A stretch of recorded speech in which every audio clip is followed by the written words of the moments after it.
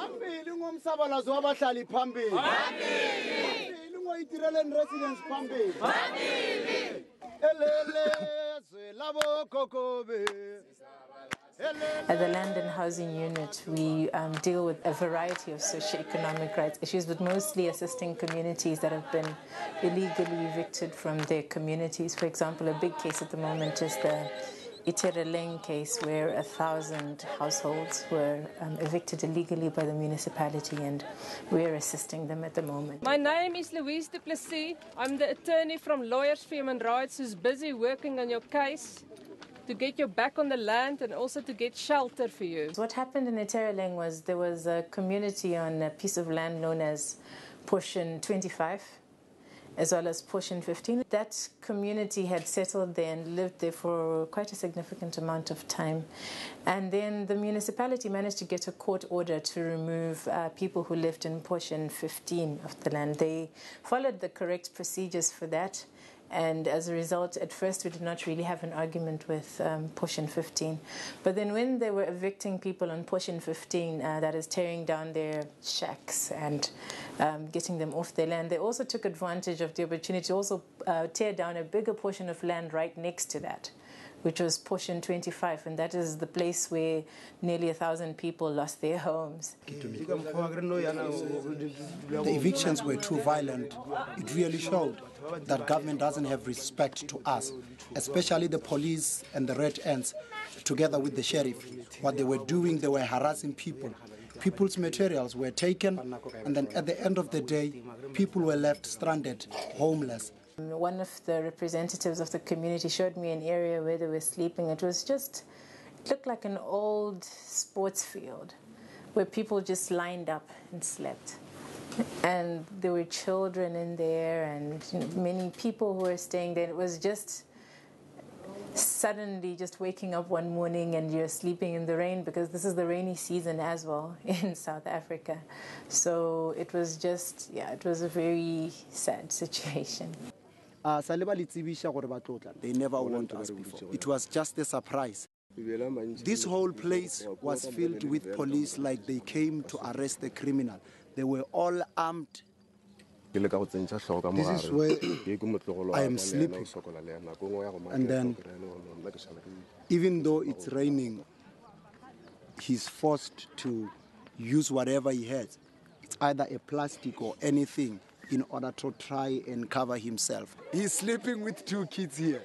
And then the other 3 kids, unfortunately, they cannot fit all of them in here.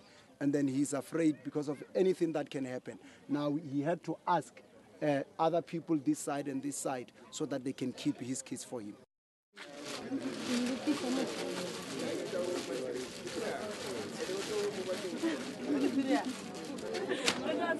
This is my house. I'm sharing it with 7 other ladies, and I have my sister here who's pregnant.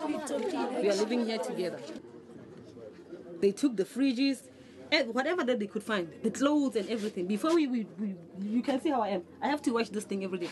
In the morning I have to put it on even though it's wet. This is agony. It's not painful, it's agony. It's trauma. Because people are taking pleasure in removing our things like dogs. Imagine we are 8 ladies. If everybody can, even a man or anybody can come and rape us here. We are just by ourselves here. Every single night.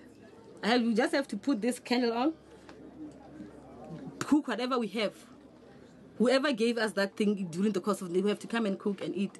Tomorrow, put on wet clothes and go and look for other foods. Every day, that's the way we live. Because you can't do anything without an ID now. I lost every single thing that I had. Yeah, I'm one of the person who was staying there where they broke our shelters.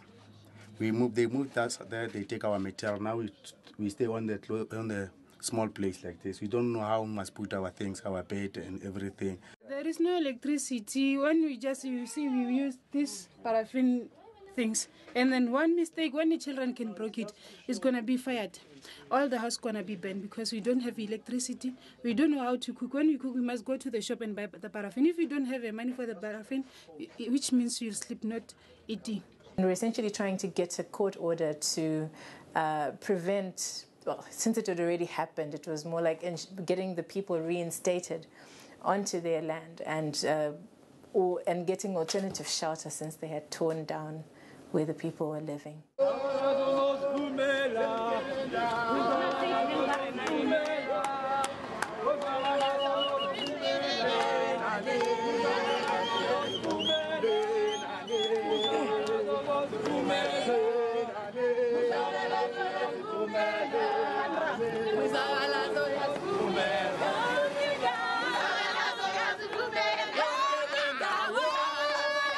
Well, this was the argument stage. The application papers for the eviction had been filed in the last 4 weeks and we were arguing the matter before the court and trying to convince the judge why he shouldn't make an eviction order. What we asked is that we need a period of 6 weeks to make sure that we consult or maybe enforce the city of Tshwane to make land available, or alternatively to expropriate portion 25 so that the residents can get that place and stay on that land.